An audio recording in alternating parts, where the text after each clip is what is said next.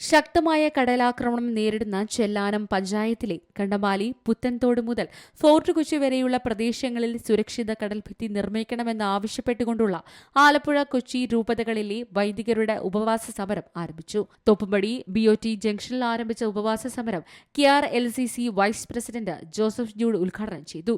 കഴിഞ്ഞ ദിവസങ്ങളിൽ ഉൾപ്പെടെ രൂക്ഷമായ കടലാക്രമണമായിരുന്നു ചെല്ലാനം പഞ്ചായത്തിന്റെ വിവിധ മേഖലകളിൽ അനുഭവപ്പെട്ടത്. 300ഓളം വീടുകളാണ് രൂക്ഷമായ കടലാക്രമണത്തിൽ തകർന്നു വീണത്. കഴിഞ്ഞ ദിവസങ്ങളിൽ ജനകീയ സമരസമിതിയുടെ നേതൃത്വത്തിൽ ഫോർട്ട് കൊച്ചി ആലപ്പുഴ സംസ്ഥാന പാത ഉപരോധിച്ചിരുന്നു.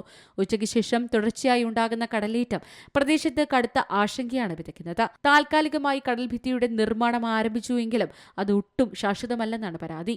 ഈ ഘട്ടത്തിലാണ് ആലപ്പുഴ കൊച്ചി രൂപത സമരം ഏറ്റെടുക്കുന്നത്.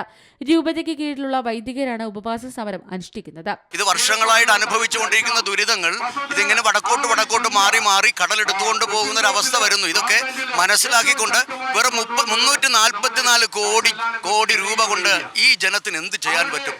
ഇത് വർഷങ്ങളായി അനുഭവിക്കുന്ന ദുരിതം മാറ്റാൻ ആയിരക്കണക്കിന് കോടികൾ നിക്ഷേപിക്കാൻ നമ്മുടെ രാഷ്ട്രത്തിനും നമ്മുടെ സംസ്ഥാനത്തിനും ഒക്കെ സാധിക്കാതെ പോയാൽ നമ്മുടെ പ്രയോറിറ്റി എന്താണെന്നുള്ളതാണ്.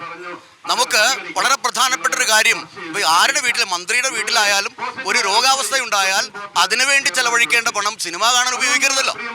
ഞാൻ പറഞ്ഞു വരുന്നത് പ്രയോറിറ്റി വളരെ പ്രധാനപ്പെട്ടതാണ്. ഭരണാധികാരികൾ നിർബന്ധമായി പ്രയോറിറ്റി കണക്കിലെടുക്കണം. അതും ക്ഷേമം ഉറപ്പുവരുത്താൻ വേണ്ടിയാണ്. സാധാരണക്കാരൻ്റെ നീതി നിഷേധിക്കപ്പെട്ടവൻ്റെ അവകാശങ്ങൾ നിഷേധിക്കപ്പെട്ടവന് ക്ഷേമവും അവകാശങ്ങളും പുനഃസ്ഥാപിക്കുന്നതിന് വേണ്ടി നടത്തണം.